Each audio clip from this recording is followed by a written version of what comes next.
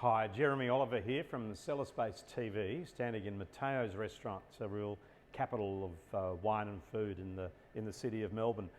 And what we're doing today and in the next episode is just exploring rosé a little bit, because as you'd be aware, everyone is drinking rosé, and it's made today out of an absolute multiplicity of varieties and from different regions and different parts of the world. So I thought I'd try and sort of demystify a little bit of that for you. And starting off with 5 today, and beginning with a Chateau La Planchelière, which is actually from Anjou in the Loire Valley, where they grow a fair bit of Cabernet Franc, red variety related to Cabernet Sauvignon, and they just take the skins away very, very quickly just to get a little tinge of that rosé colour, which is what we pick up. So fantastic looking colour, great looking wine. It's very, very, it's reflecting light and it's glistening in my glass. It looks great. Cabernet Franc hasn't got that real blackcurrant intensity of Cabernet Sauvignon, and in a rosé it comes across more raspberries, cherries, and sometimes a little bit of citrus. This has got a bit of that, perhaps a bit of green apple skin as well, and plus this really lovely floral lift. It's quite delicate, it's quite perfumed, pretty nice drink.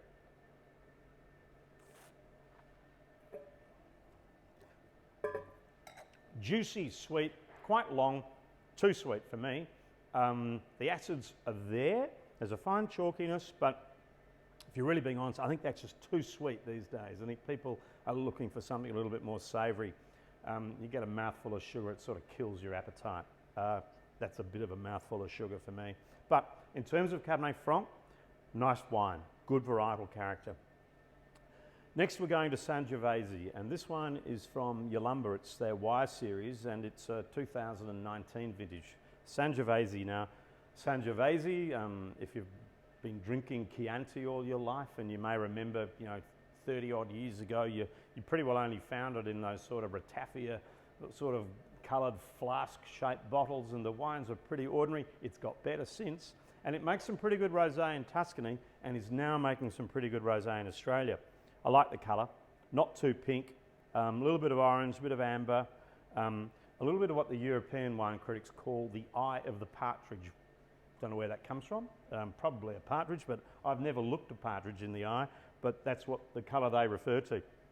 Here we go. That's fresh. Sangiovese can be really floral, it can be quite spicy and herbal. This is all of these things. Red berries, hint of citrus again, really ripe, sweet cherry aromas.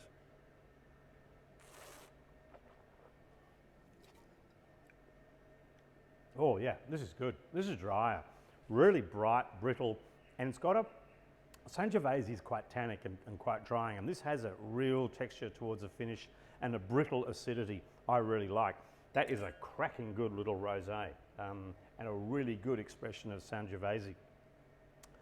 And now we're moving to one that I'm putting in simply because Jacobs Creek make and sell a truckload of rosé, and it's really quite good.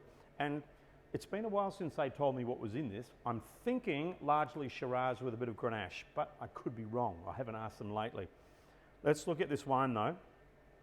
As I say, I'm just putting it in because it's such a large seller. Great colour, once again, not too pink, not too orange, not too amber, something in the middle. Yeah. Bit of spice there, I'm thinking Shiraz. Bright red fruit. Hasn't quite got the intensity, I must say, of the Sangiovese, but it's very clean and fresh. Raspberries, cherries, a bit of red currant.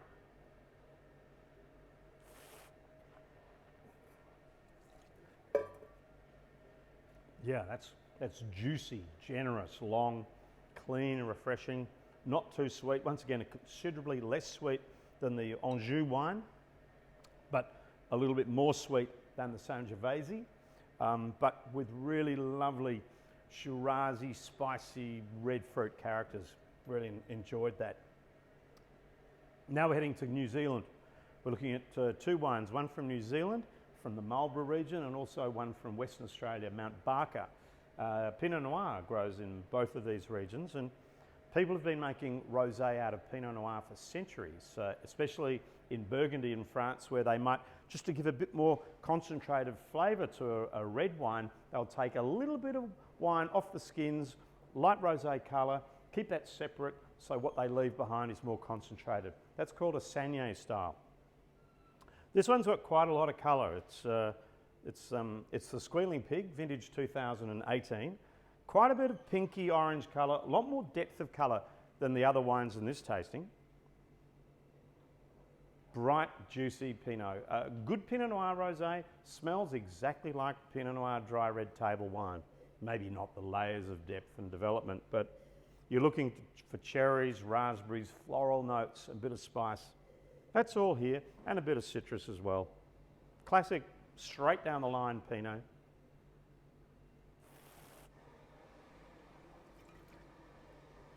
Luscious, round, generous, mouth-filling wine. To me, honestly, a bit cloying, a bit simple, a bit sweet. Don't like the finish. It doesn't go down the palate quite the way that this wine and this wine did. But it's a juicy mouthful of Pinot Noir. And now this one that we're looking at is from Western Australia. Risky Business, 2019 vintage. Much paler colour, which I've got to say I really like. More straw, pink a little bit of amber. There's a bit of noise in the background, but just don't worry about that. And this is more restrained. This is almost like I need to blend the two of them together. It's a bit shy. A very, very delicate white flowers, red berries, cherries.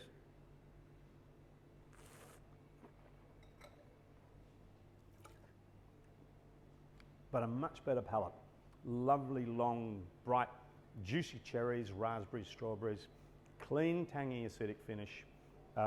Quite dry compared to, say, the Squealing Pig, and I think you could drink a whole heap more of it.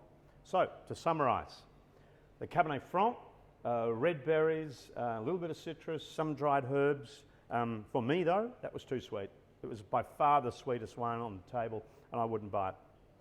Then we have this wonderful, dry, long, textural Sangiovese Rosé, Yalumba Y series. I really recommend that, and it has the texture, the citrus, the fruit of Sangiovese and the florals, very varietal. The Jacobs Creek, good intensity, more Shiraz driven, but not quite as attractive as this one, but typical red fruit, Shiraz and a bit of spice. That's what you get with a Shiraz Rosé. The Squealing Pig was more of the juicy, luscious Pinot, whereas the final one here, the Risky Business, more elegant, long, shapely and dry.